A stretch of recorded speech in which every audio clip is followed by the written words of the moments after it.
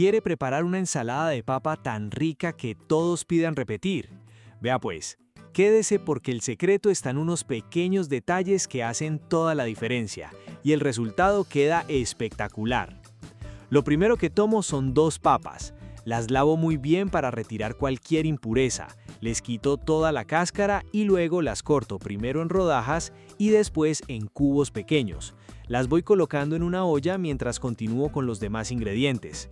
La papa me encanta porque tiene una textura suave, absorbe muy bien los sabores del aderezo y hace que esta ensalada quede muy generosa.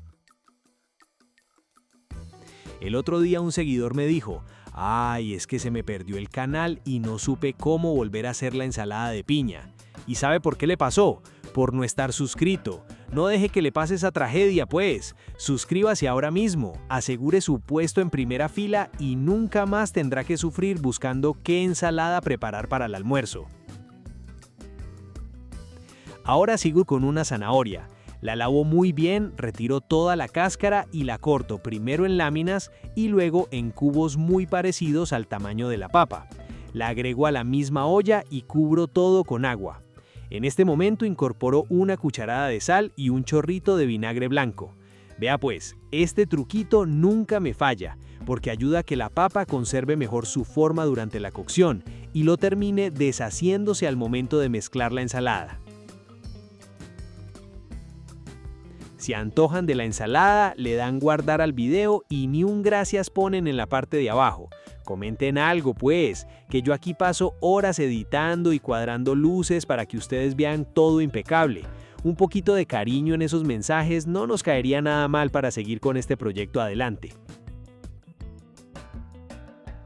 Mientras tanto, aprovecho para tomar medio manojo de perejil fresco. Lo reviso muy bien, selecciono las hojas más bonitas, lo lavo cuidadosamente y luego lo pico bien finito.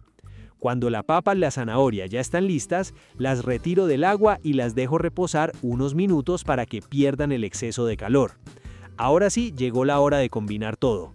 En una ensaladera agrego primero la papa y la zanahoria cocidas. Después incorporo 180 gramos de guisantes en conserva. Luego agrego el perejil fresco bien picadito, 3 tallos de cebolla larga cortados muy finamente y finalmente 200 gramos de pollo desmechado. Ahora preparo el aderezo directamente sobre la ensalada.